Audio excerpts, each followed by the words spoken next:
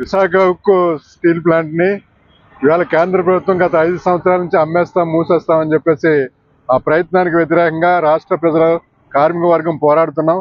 ఆ పోరాటంలోనే మరి ఇవాళ కేంద్ర ప్రభుత్వం యొక్క దాని విధానం అమలు చేయడానికి అవకాశం లేక కార్మిక వర్గం మీద ఉన్నటువంటి ఉత్పత్తి ఆధారపడి జీతాలు ఇవ్వాలని చెప్పేసి మేము ఏదైతే రిక్రూట్మెంట్ అయిందో ఆ రిక్రూట్మెంట్ ప్రకారం స్టాండింగ్ ఆర్డర్స్ ప్రకారం మా జీతాలు మాకు ఇవ్వాలని చెప్పేసి మేము డిమాండ్ చేస్తే ఆ సర్క్యులర్ విత్డ్రా చేయమని సెంట్రల్ గవర్నమెంట్ చెప్పినా కూడా ఈ రోజు కూడా లేబర్ డిపార్ట్మెంట్ ఇది అమలు చేయలేదు. విశాఖపట్నం స్టీల్ ప్లాంట్ మేనేజ్మెంట్ పాత జీతాలు బ్యాలెన్స్ ఈ నెల 20వ తారీఖు లోపల చెల్లించాలని చెప్పేసి లేబర్ డిపార్ట్మెంట్ ఆదేశించింది. దాన్ని కూడా అమలు చేయడానికి ఎటువంటి పరిస్థితులు అనుకూలించకుండా కేంద్ర ప్రభుత్వం ఏదైతే చెప్తుందో అదే విఆర్ఎస్ స్కీమ్ అనేది మళ్ళీ విశాఖపట్నం స్టీల్ ప్లాంట్లో పెట్టి మరింత కాంట్రాక్ట్ లేబర్ని తొలగిస్తున్నారు.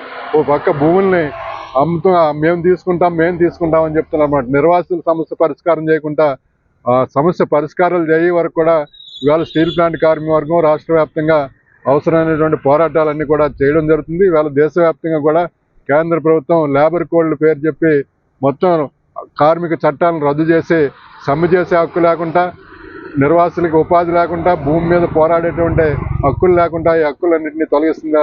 దీనికి వ్యతిరేకంగా రేపు ఫిబ్రవరి 12వ తారీఖున దేశవ్యాప్తంగా సమ్మె కూడాను ఈ కేంద్ర ప్రభుత్వానికి హెచ్చరిక దేశ కార్మిక వర్గం చేస్తున్నామని చెప్పేసి కేంద్ర ప్రభుత్వానికి డిమాండ్ చేస్తాం.